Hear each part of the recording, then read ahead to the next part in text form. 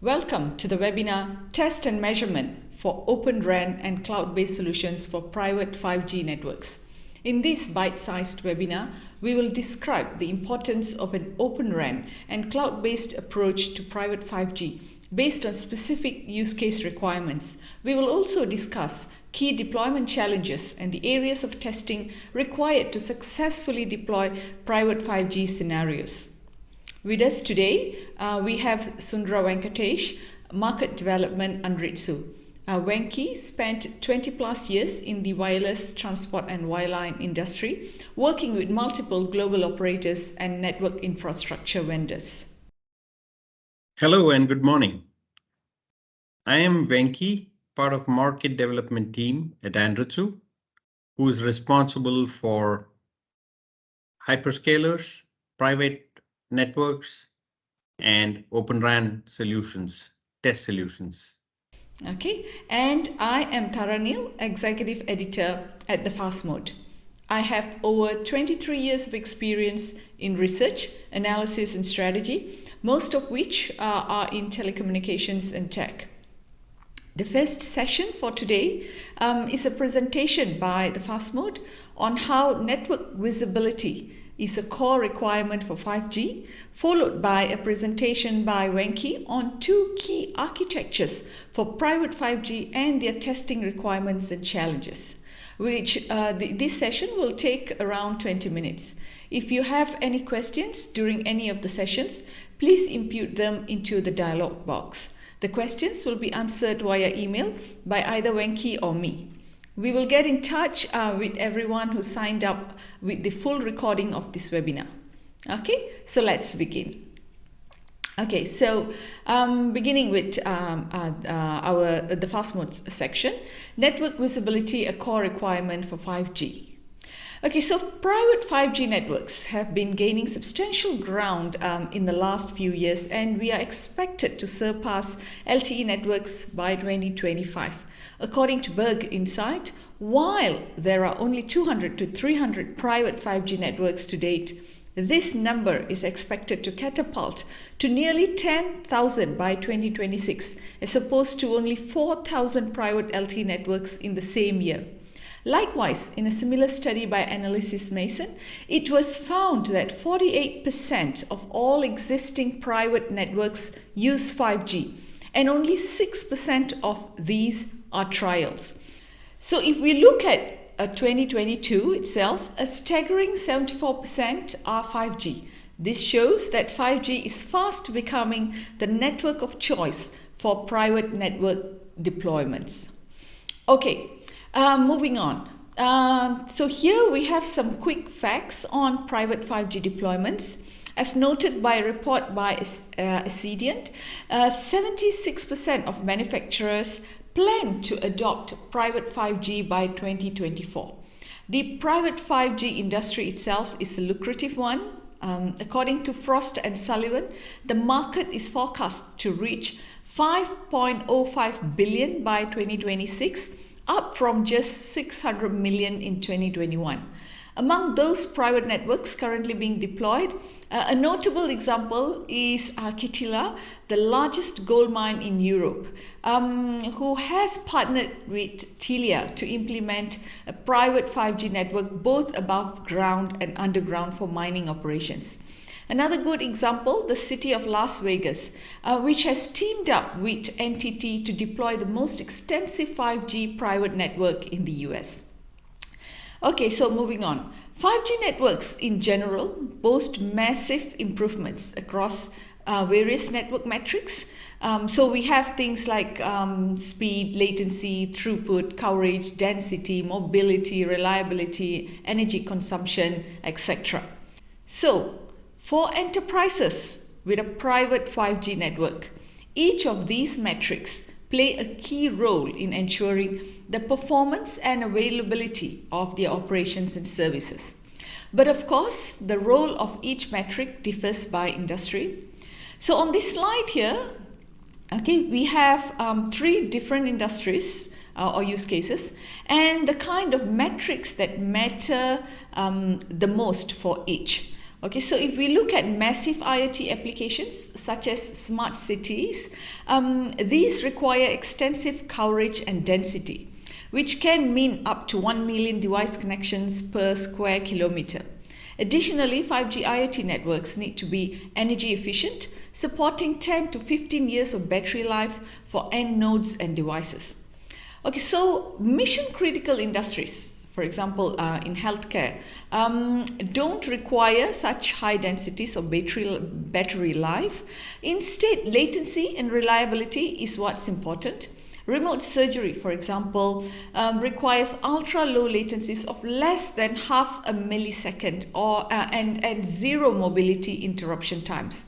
Lastly, if we look at industries with high bandwidth consumption, the third use case here, such as augmented reality, virtual reality, and mobile gaming and UHD video streaming, these do need low latencies, but more importantly, they require extreme capacity revolving around gigabit peak data rates at 10 gigabits per second for uplink and 20 gigabits per second for downlink, as well as high user experience data rates.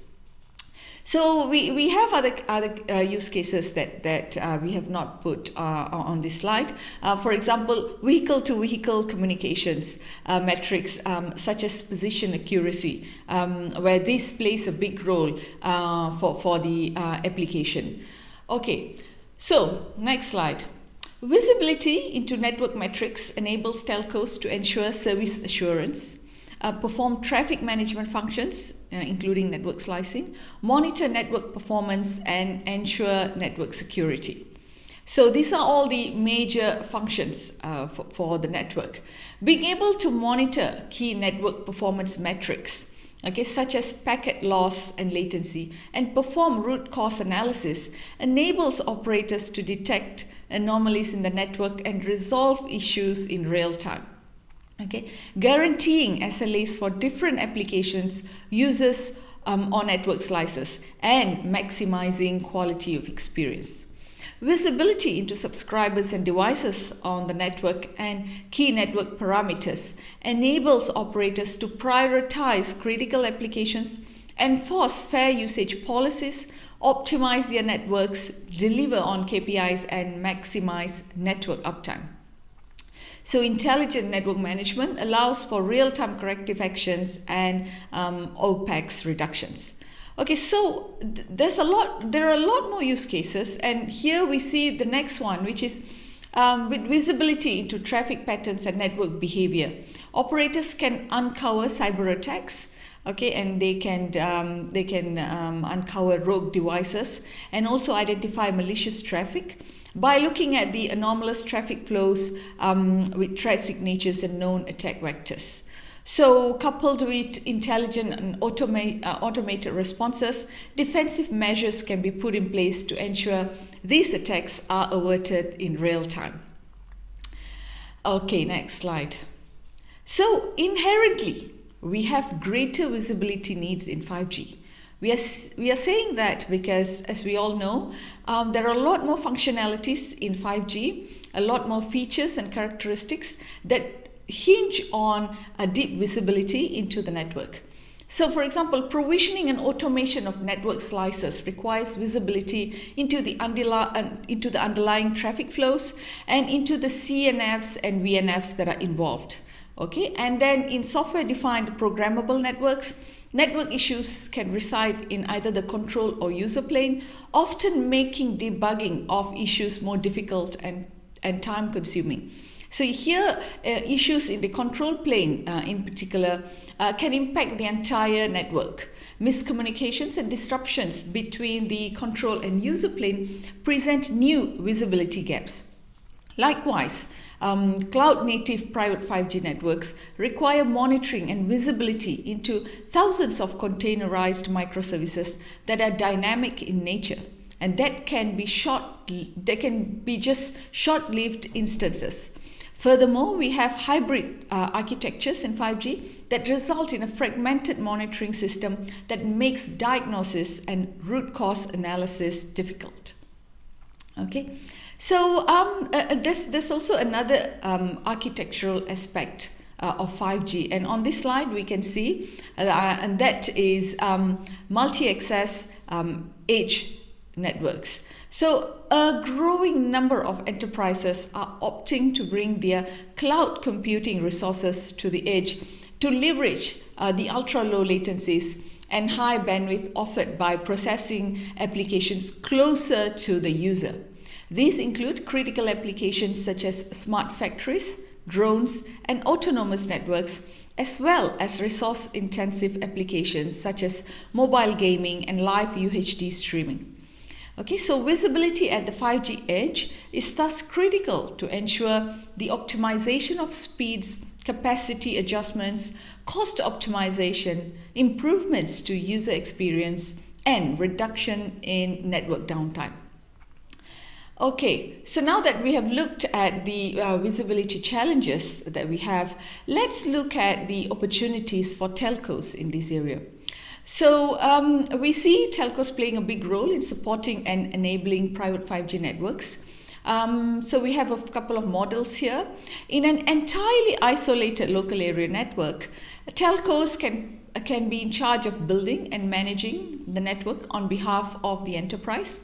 In a shared network model, on the other hand, there are a couple of variations. One where only the radio access network is shared, or where the RAN and control plane is shared, or where the network is shared end-to-end from the RAN to the core. So I will let Venky to go into the details into each of this model in the second part of this webinar. But what we can see here is telcos obviously have an added advantage. Okay, this includes, of course, what we already know, expertise in planning radio and wireless networks, the experience in managing these networks, and the license spectrum required. However, we see growing competition in this area, and it is coming from cloud providers. According to Tech Analysis research, 81% of enterprises planning to deploy a private 5G network said they would like to partner with cloud computing providers, while only 78% wanted to partner with telcos.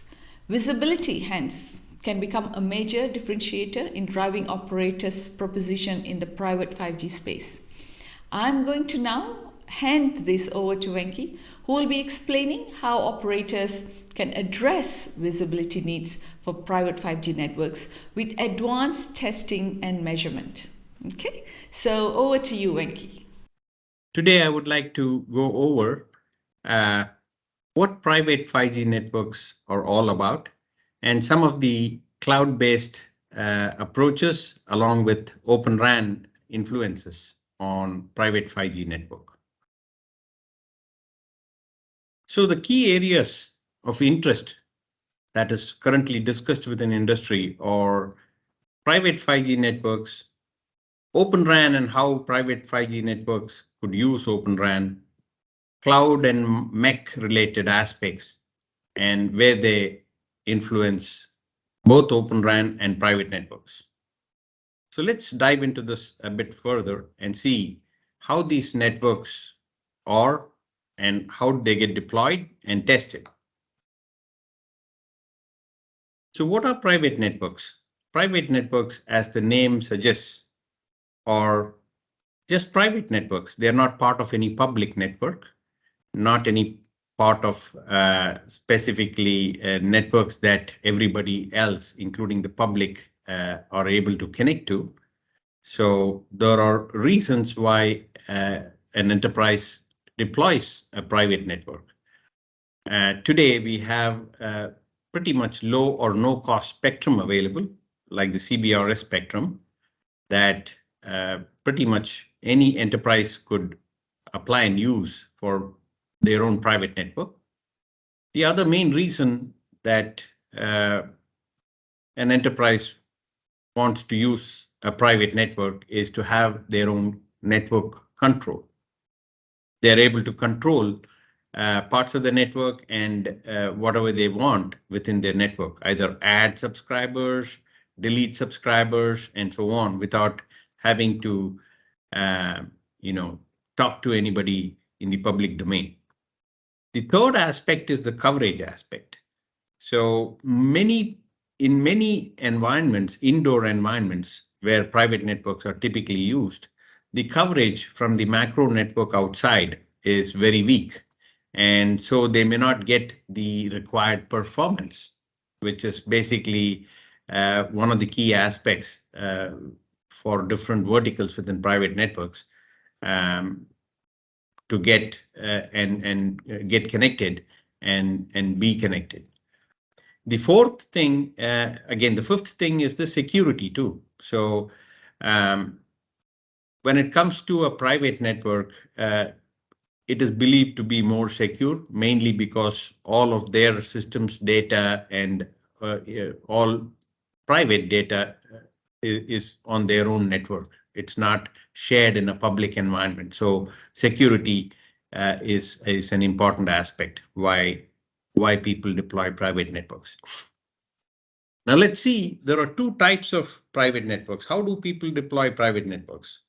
Well, it could be deployed as a standalone network or a public network integrated private network, right? When it comes to a standalone network, it's an isolated network, an island of its own. So the enterprise owns the entire infrastructure for that network. It owns the radio access network, the core network, and so on.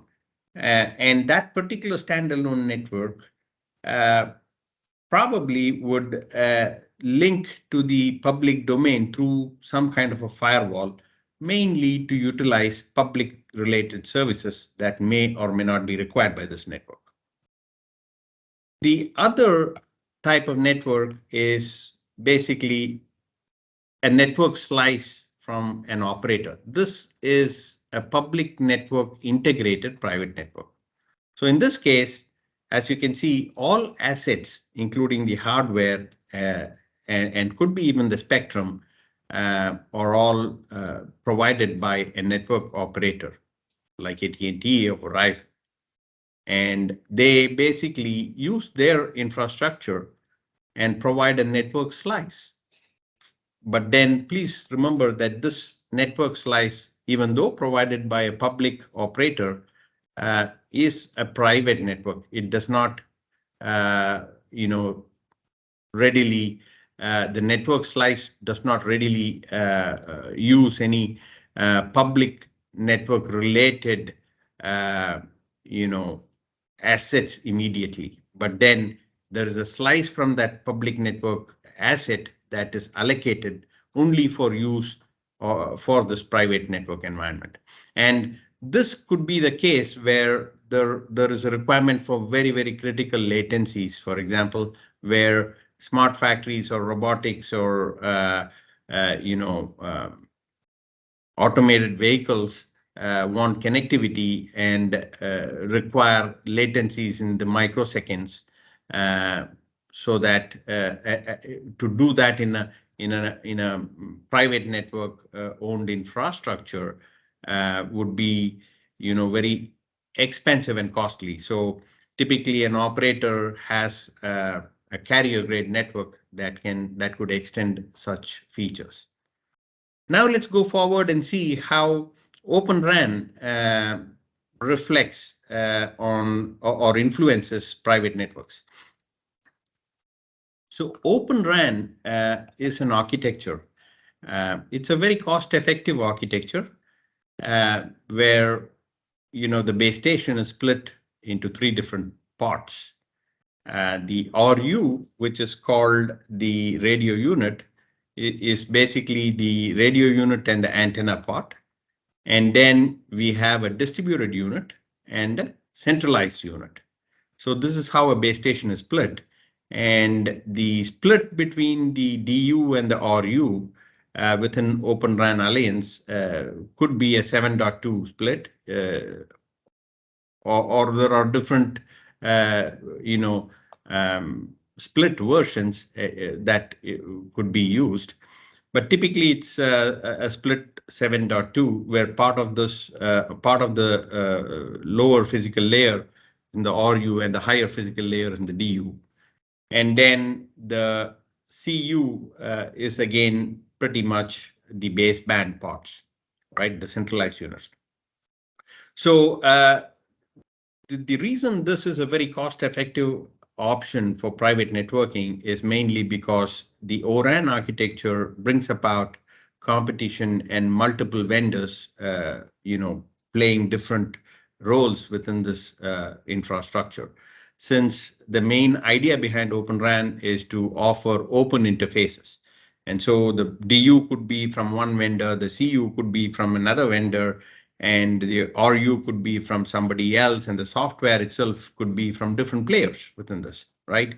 And the whole idea is to actually host the DU and the CU in a local cloud, either on premises or it could be very close to the premises, right? On cloud servers. And the radio itself could be off the shelf hardware. It could be a software defined radio or with commercial antennas and so on. So this is very, very attractive for private networking and offers, a very cost-effective deployment for private networks, mainly for enterprises. But along with this comes various challenges, to test an open RAN, especially when multiple vendors are involved in giving, parts of the system. The whole supply chain needs to be tested for, performance guarantees, right? So that's one of the main challenges of this, and also one of the main challenges for private network deployments. So let me now, in the next slide, talk about hyperscale hosted private network. So what are hyperscalers? Hyperscalers, as we spoke before, are cloud or data center vendors, right? Cloud vendors like AWS, Azure, Microsoft Azure, or Google Cloud. So in this particular slide, I wanted to highlight the fact that there are various options that a hyperscaler could host a private network. One such one is AWS. You could order, radios from the AWS, and they would ship the radios and then have their own very close by cloud or something that your radios could connect to and have an end-to-end private network deployed. So please note that the blue colored areas are assets owned by the enterprise, and the pink are assets owned by the hyperscaler themselves. So the blue would probably be a small cell from some ORAN RU vendor with a server, and also could be software from vendors like Ericsson, Nokia, and so on, telecom vendors. That could basically sit on a cloud environment, on a cloud server, which again would be a hyperscaler asset. So this is how a hyperscaler hosted private network would typically look like. And please note that in this particular slide, cloud plays a very, very key role. I mean, in the sense that the edge cloud and the core cloud, I mean, the MEC, what I spoke about, the multi-edge compute, multi-access edge compute. So that is a very key component, mainly because it is mainly providing latencies, critical latencies and latency related requirements, depending on how close it is and how that particular use case, when it comes to that private network vertical, sees the latencies as key KPIs. All right, so now having spoken about latencies, I would like to introduce an Anritsu solution where we test URLLC or ultra reliable low latency communications.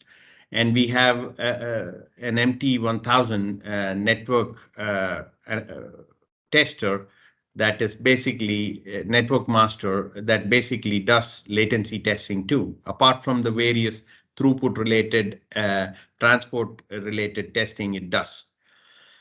So I show in this slide two different scenarios or three different scenarios. All these three are basically measuring one-way latencies. And typically a ping if you take an example of a ping, it measures the round trip latencies, and it's not possible to measure a one-way latency in a ping. And also the accuracies in terms of measurement itself is very low compared to, the nanosecond, hundreds of nanosecond accuracy that is really required for ultra reliable low latency communication. So this slide shows you the three different types in terms of measuring latencies. I mean, one is the near end. The second one is also the near end, and the third one is a far end measurement on latencies. These are all one-way latencies. What we mean by near end is the same building through a cloud. You basically send information one way and receive it on the other side through a cloud. And the near end one here shows that one piece of MT1000 equipment can handle, sending and receiving and can measure latencies. This is because there are two ports in the 10 gig flavor of that measurement. Whereas when we go to the 25, 40 or 100 gig flavor, we would require two different units, mainly because each of these units have only one port on those high bandwidth connections. The third one is the one-way latency between two different geographically different disparate areas. As you can see, maintaining the clock and synchronization is very key here, because in order to measure latencies, and it's done so by basically using either GPS antennas on both different geographical locations, or in the top right side, you see that both these units are actually synchronizing between themselves through actual physical connectivity, since they are both in the same location. So this is how we do latency measurements, which are again a critical part of private 5G when it comes to different use cases. Now, I would like to quickly introduce the various private network testing that are available from Anritsu, and also what it solves. There are some key challenges that are required to be, solved when we deploy, when an enterprise or a smart factory deploys a private network. Some of these challenges are spectrum planning, system integration, quality of service end to end, and again, the connectivity of all these devices deployed, right? And how do we solve this? And in order to solve this and meet effective KPIs, that again, some of these KPIs to be tested again are various KPIs, including accuracy, quality, RF quality and coverage, the interference, mobility, latency, as we spoke about, even throughput and service availability and reliability. So these are all very, very key KPIs to be tested too. So I showed two different examples here. One is a smart construction example, and the other one is a smart factory example. And I show these devices here that basically test. Two of these are pretty much devices that are used post deployment or during deployment. One is the MS2090A, which is the Fieldmaster Pro. So that is an RF handheld device that tests, a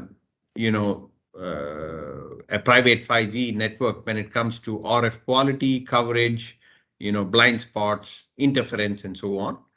The second one is the Network Master Pro, which I already showed in the previous slide, which is the MT1000A, which mainly tests, the throughput, latencies, latency aspects, and so on when it comes to connecting to the cloud servers, to the MEC, and so on, right? And the third device, which we have not seen so far, is the MT8000, which is the radio communication test station. And this is a device that that typically emulates a complete network, right? And this device is used to basically test, network slices, test acting as a BTS and a core network emulator. This one will completely connect all these different IoT devices to see whether the device can be provisioned in the network, whether it's able to connect through to the network slice allocated, and it also does functional end-to-end aspects of testing, right? And this particular test tool is very critical for system integrators that basically do device integration tasks, and test the supply chain before even deploying the system, right? So that they can test pretty much all the devices, whether they meet the protocols required for connectivity. So these are the different tools that we provide for testing. And I would like to end my private network session presentation here with this particular slide as your takeaway. So there are, as I mentioned, key areas to test. There are key challenges to be solved, and especially when technologies and architectures like Open RAN are introduced for private networks, then it comes with its own test-related challenges, deployment-related challenges, where testing can alleviate these challenges and prove the KPIs to be good and better than what is expected. So with this, I would like to close my presentation. I hope all of you got something out of what a private network testing looks like, especially when it comes to the cloud-based systems and Open RAN systems. Thank you very much. Have a great day. Bye. Okay, thank you, Venky, for the brilliant discussion of the topics. That wraps up today's webinar. Thank you to everyone tuning in. Hope you found this session insightful. To learn more, download the white paper, Private 5G Networks and Testing by Anritsu, which discusses key industry verticals, investing in private 5G, regional regulations, ecosystem players, the requirements and considerations for testing private 5G networks, and some examples of comprehensive testing solutions. And please email any questions you might have to andrea@thefastmode.com, and we will get back to you as soon as possible. Have a good day and see you again.